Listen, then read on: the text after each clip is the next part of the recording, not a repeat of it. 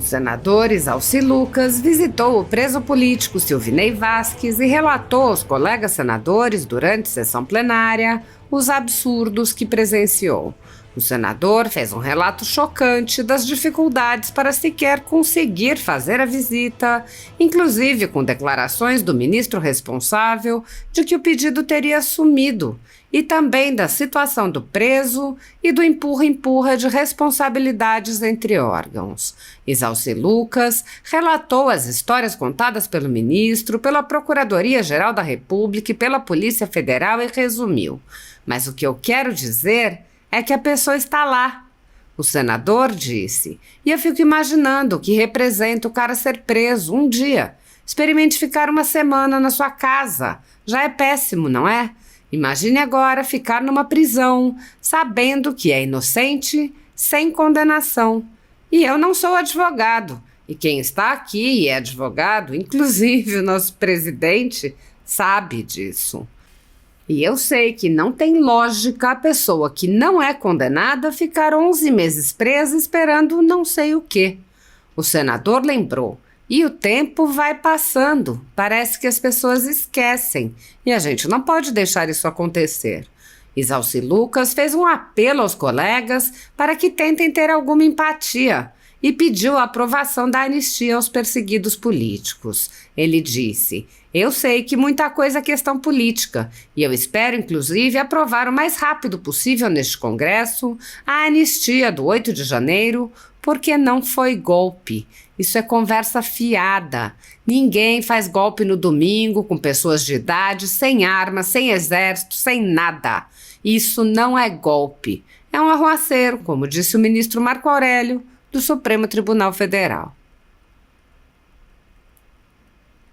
O ex-diretor da Polícia Rodoviária Federal, Silvinei Vasquez, é um dos presos políticos do ministro Alexandre de Moraes do Supremo Tribunal Federal. Assim como ele e sua família, milhares de pessoas sofrem as consequências da aberta perseguição política em curso no Brasil, sob o olhar complacente do Senado Federal. Mais de 2.000 pessoas foram presas em massa a mando do ministro Alexandre de Moraes, do Supremo Tribunal Federal, com a colaboração do Exército Brasileiro, sem provas nem indícios de crimes e sem o menor respeito a direitos humanos ou ao devido processo legal. Centenas dessas pessoas passaram meses a fio presas e só foram libertadas com medidas cautelares excessivas e arbitrárias, muito piores do que as que são aplicadas a pessoas condenadas por crimes graves. Milhares de famílias continuam sofrendo com as restrições às suas liberdades e seus patrimônios. Tudo sob o olhar complacente do Senado Federal. Enquanto cidadãos comuns ficam sujeitos a medidas abusivas, autoridades do governo Lula envolvidas nos fatos do dia 8 de janeiro seguem livres, leves e soltas. O general G. Dias, por exemplo, era o ministro do Gabinete de Segurança Institucional, era responsável pela segurança do Palácio do Planalto e foi filmado no interior do palácio interagindo com os invasores. Até o momento, o general G. Dias não foi preso, não teve seu passaporte apreendido, nem suas contas bloqueadas, nem seus bens ou sua renda apreendidos. Essas medidas cautelares são reservadas a conservadores, que podem sofrer qualquer uma ou várias delas, sem qualquer indício de crime, sem direito à defesa, nem acesso ao devido processo legal. Quando aplicadas a conservadores, as medidas cautelares podem perdurar pelo tempo que desejar o senhor ministro que determina sua aplicação, ainda que as pessoas não tenham foro privilegiado e não estejam, portanto, sujeitas à jurisdição das cortes superiores. Apoiadores do ex-presidente Jair Bolsonaro e pessoas que apenas têm um discurso diferente do imposto pelo cartel midiático vêm sendo perseguidos, em especial pelo judiciário. Além dos inquéritos conduzidos pelo ministro Alexandre de Moraes no Supremo Tribunal Federal, também o ex-corregedor do Tribunal Superior Eleitoral, Luiz Felipe Salomão, criou seu próprio inquérito administrativo e ordenou o confisco da renda de sites e canais conservadores, como a Folha Política. Toda a receita de mais de 31 meses do nosso trabalho está bloqueada por ordem do TSE, com aplauso dos ministros Luiz Roberto Barroso, Alexandre de Moraes e Edson Fachin. Sem a possibilidade de receber a renda de seu trabalho, o jornal corre o risco de fechar. Se você apoia o trabalho da Folha Política e pode ajudar, use o QR Code para doar qualquer quantia para a empresa Raposo Fernandes ou use o código ajude@folhapolitica.org. Caso prefira, há a opção de transferência bancária para a conta da empresa Raposo Fernandes, disponível na descrição deste vídeo e no comentário fixado no topo. Há mais de 10 anos, a Folha Política faz a cobertura da política brasileira, mostrando atos, pronunciamentos e eventos dos três poderes, quebrando a espiral do silêncio imposta pelo cartel de mídia que quer o monopólio da informação. Pix ajude@folhapolitica.org. Assista. Bem, saímos agora da visita ao ex-superintendente da Polícia Rodoviária Federal, Silvinei. É difícil, né? A gente conversando com ele, a gente vê claramente, o pessoal vai fazer 11 meses que ele está preso sem ser condenado. Ele poderia estar, pelo menos, em casa, com tornozeleira, alguma coisa assim, respondendo, né, em semiaberto, alguma coisa. Mas do jeito que ele está, muito triste, realmente. Uma pessoa que foi policial, que foi um exemplo, foi recordista mundial de apreensão de drogas, agora na prisão, tomando remédio, né, com problema de coração, e aí vem problema de ansiedade, né, não sei como ele aguenta, né, passar o que ele está passando. Vamos buscar outras alternativas para tentar fazer com que ele seja liberto, né, porque não tem sentido isso, né, a pessoa estar presa sem condenação. Vamos juntar outros senadores, vamos ao Procurador-Geral da República, vamos buscar uma forma que essa novela acabe, não tem sentido. Aí muda de juiz, fica meses e meses, né, aguardando, até ler novamente o processo, tomar pé da situação, a pessoa vai ficando presa. Né? Imagine você, né, ficar, né, uma hora, um dia, uma semana, um mês, 2 meses, 11 meses, preso sem saber, realmente sem ser condenado.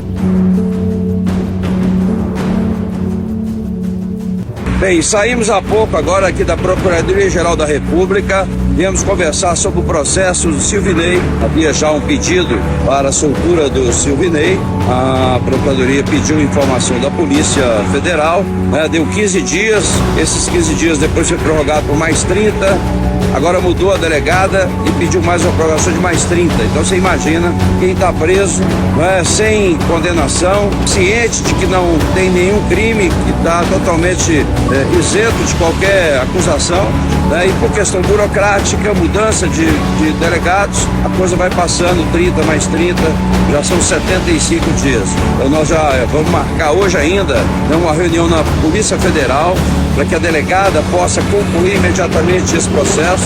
Voltaremos aqui na PGR, já pedimos inclusive que quando chegasse, né, o parecer da Polícia Federal, que fosse dado urgência no processo, para que ele seja no mínimo, que possa ir para casa para o tornozeleiro, porque ele foi preso exatamente para não interferir nas investigações, e essas investigações já foram feitas há muito tempo. Então hoje ele não oferece nenhum risco, nenhum problema de interferência, portanto já deveria estar em casa.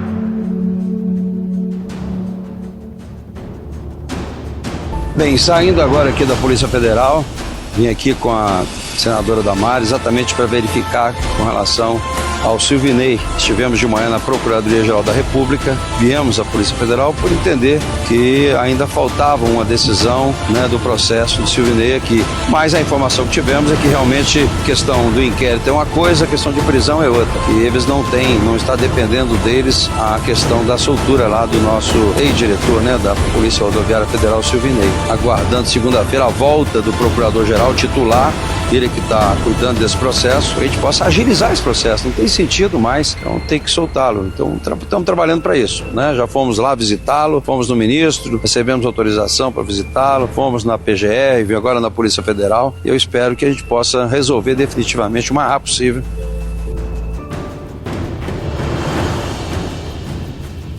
Mas eu queria também, aproveitando aqui, e a senadora Damares esteve comigo, nós estivemos juntos. Primeiro, na quarta-feira, estivemos no Supremo Tribunal Federal, uma audiência com o ministro Alexandre de Moraes. Levei junto, a senadora Damares tinha cópia do ofício encaminhado ao Supremo em novembro.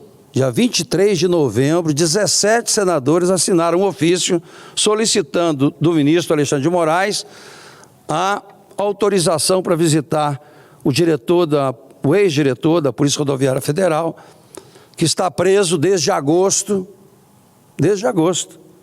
Nós estamos aqui em junho, já vai fazer um ano, 11 meses, que está lá preso, que é um exemplo de servidor público, não tenha dúvida disso. Basta ver o currículo dele, o trabalho que ele fez, foi campeão mundial, né, de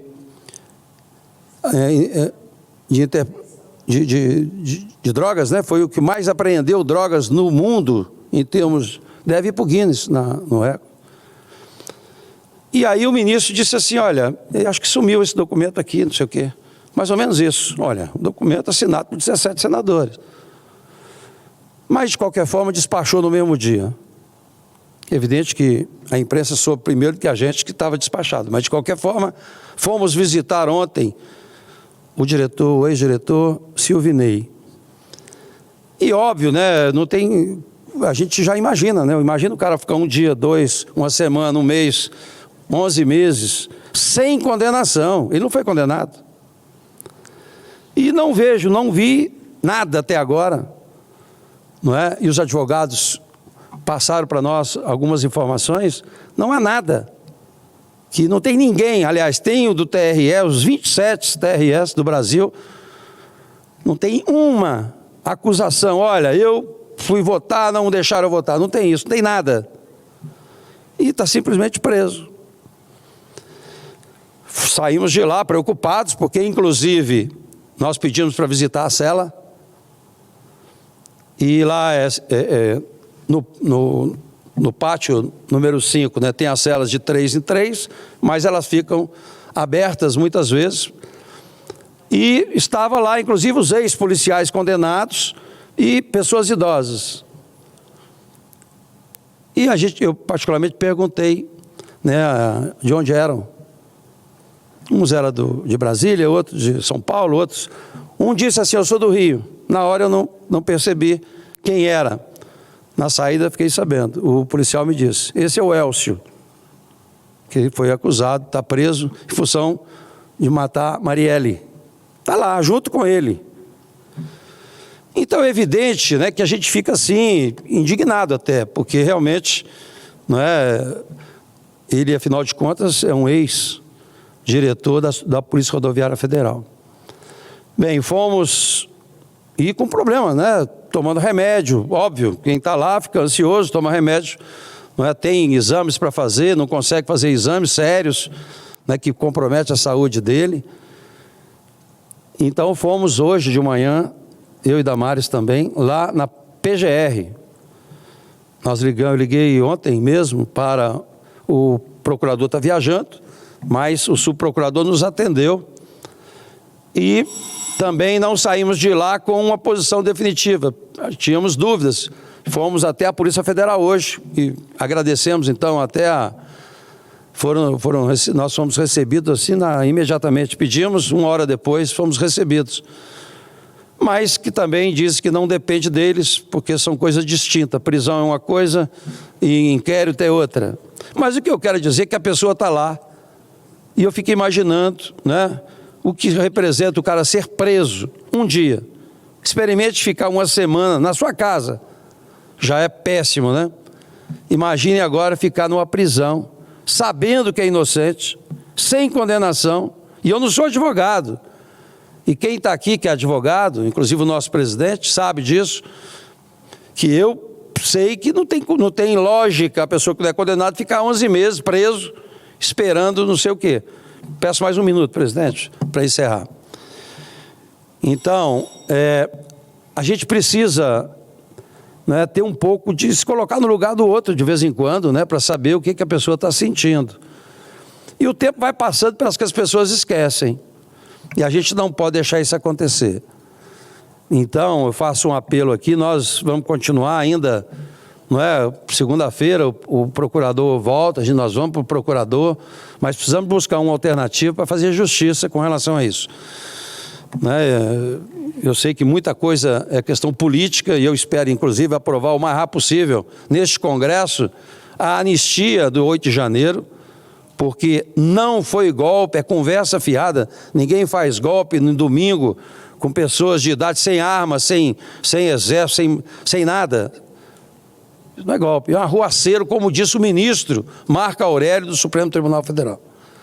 Então, presidente, eram minhas considerações e eu espero que os demais senadores aqui, agora para concluir mesmo, semana que vem, possam visitá-los. Inclusive a nossa senadora Rosana não assinou, porque não estava aqui, né?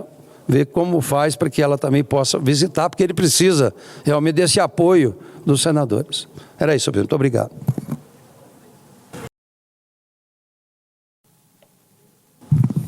Meu querido presidente em exercício, senador Marcelo Castro, homem experiente, minhas queridas senadoras, senador Cleitinho, senadora Damares, Rosana. Senhor presidente,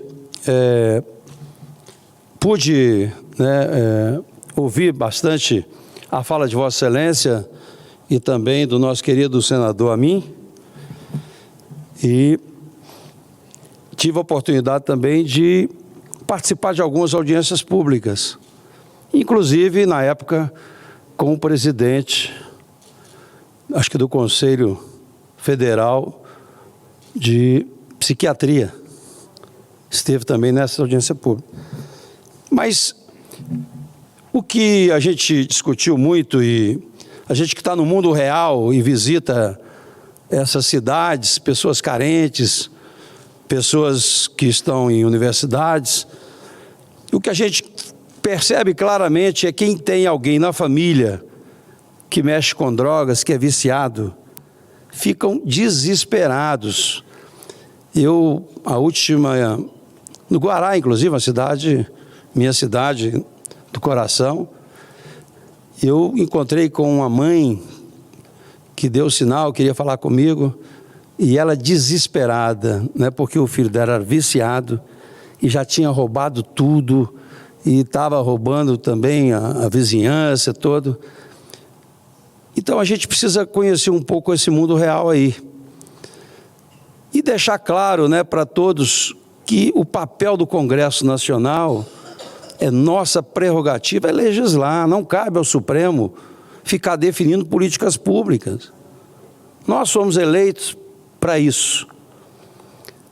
E olha que as pesquisas indicam que a população brasileira é contra as drogas.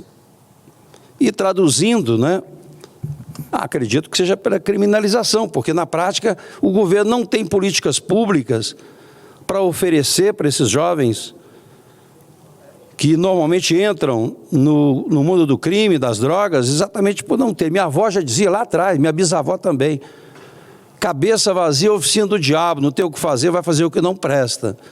Como no Brasil há anos que não tem uma política pública de educação profissional, não tem mais essa defesa de valores, princípios, né? A coisa vai por esse lado. Agora, essa questão das drogas, o que eu vejo é um desrespeito ao Congresso Nacional, porque aqui mesmo nós votamos essa matéria. O Senado deixou claro, e Vossa Excelência confirmou, que aqui é uma casa da democracia, a maioria vota e vence, e nós somos representantes dessa população que está aí. Então, é evidente que a Câmara ainda não votou, eu espero que vote o mais rápido possível, para que a gente possa ter esse assunto definitivamente eliminado, porque na prática, senadora Damares, o que acontece quando você define 40 gramas, até 40 gramas, a pessoa é considerada usuária, é óbvio, é evidente, é claro, que os traficantes vão adotar como medida 40 gramas, é óbvio. E eu tive cuidado, eu não sou especialista, não sou advogado, não sou médico, mas por ser parlamentar eu tive o cuidado de conversar com a Polícia Civil, que trabalha com essa matéria, com a Polícia Militar, para saber lá na ponta como é que acontece a coisa. Ora, nós não produzimos maconha no Brasil, não pode, é crime. Ninguém produz aqui, pelo menos teoricamente. Ora, se não é crime, e aí, quem é que traz, onde é que vem, de onde é que vem isso? Então, quando você admite 40 gramas, automaticamente você está admitindo, não é que nós vamos aceitar a entrada de droga no Brasil. E teve ministro, inclusive, que liberou todas as drogas, não foi só a maconha, todas. Então, este assunto cabe ao Congresso Nacional, e eu espero, não é, que o nosso presidente da Câmara, senador, o deputado Arthur Lira, possa realmente colocar rapidamente, como é uma PEC, normalmente cria a comissão, mas eu espero que essa comissão faça o seu trabalho o mais rápido possível e que possa, de fato, votar essa matéria para mostrar realmente qual é a posição do Congresso Nacional, que é a nossa prerrogativa.